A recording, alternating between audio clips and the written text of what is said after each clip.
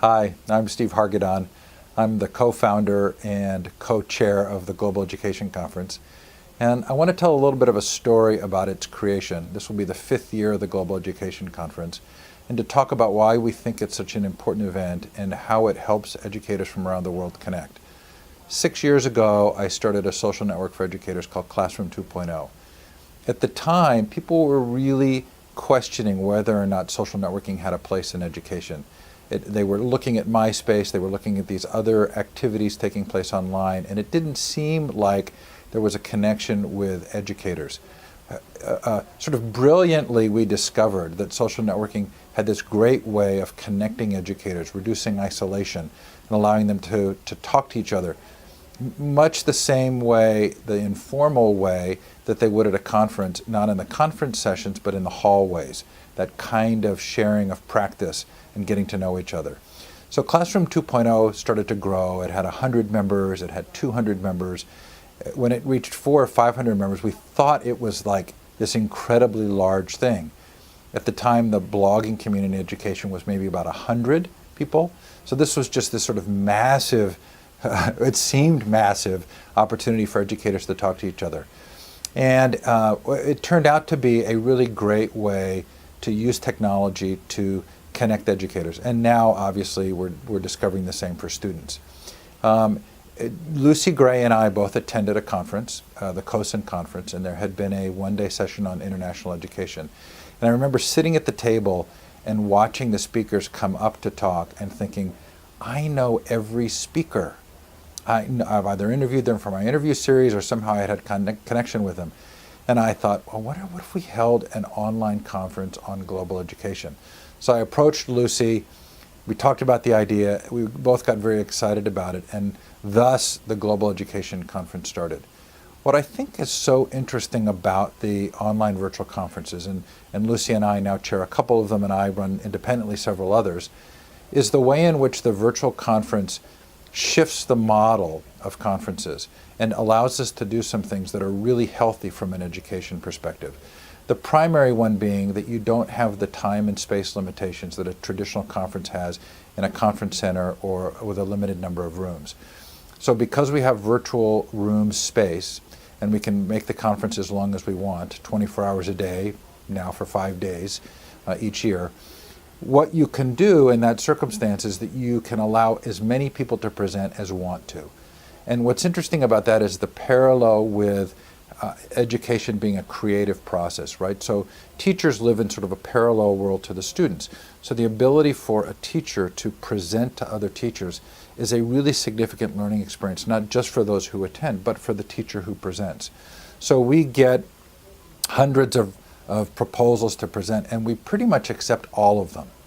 If there's a session that is clearly not related to global education, or someone's not following the directions and we think they just are not getting the importance of the format or whatever, on a rare occasion we will say, you need to improve this, or we're sorry, we can't accept it.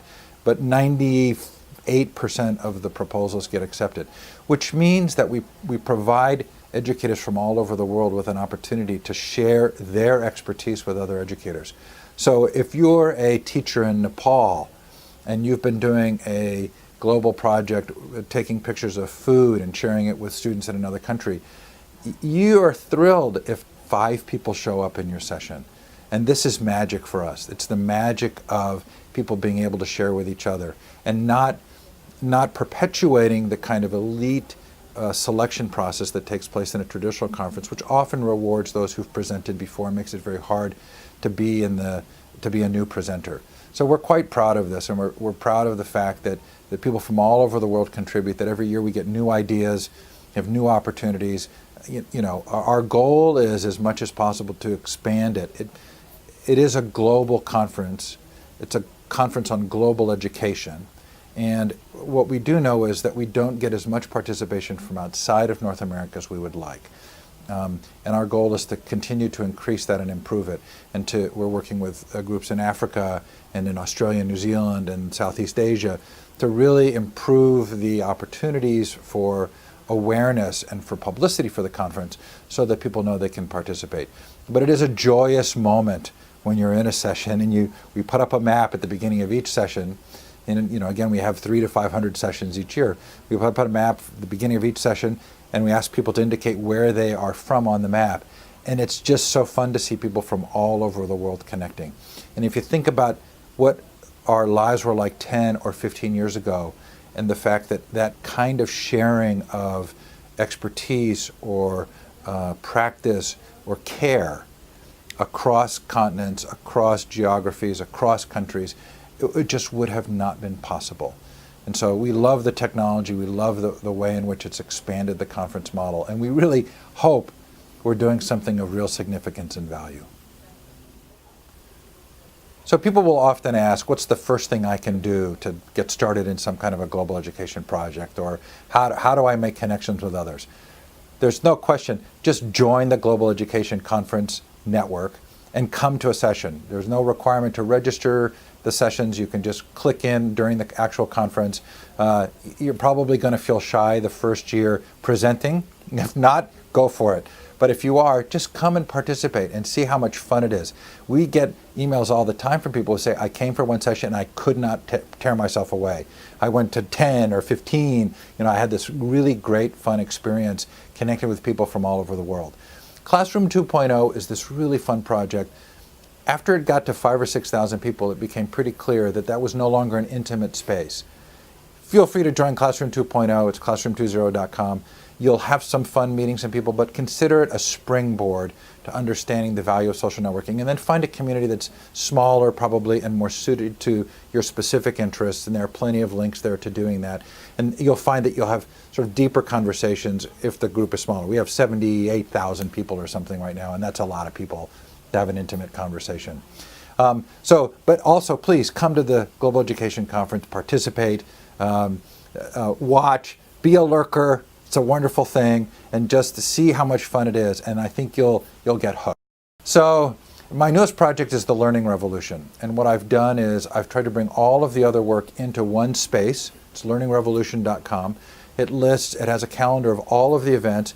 We've partnered with a number of other organizations to list their events as well, and the goal is to have one place you can go to begin to find every week some free event that you can attend, online or in person, that's related to the changes in learning because of technology. I do think this is a really significant time. I think we have lived in an era of cognitive dissonance. We've talked about education as being something that liberates people and helps them to become independent, and yet most of our educational models have really centered around compliance and conformance, and especially the new testing models in many ways actually defeat that narrative of education as a liberal arts liberating experience.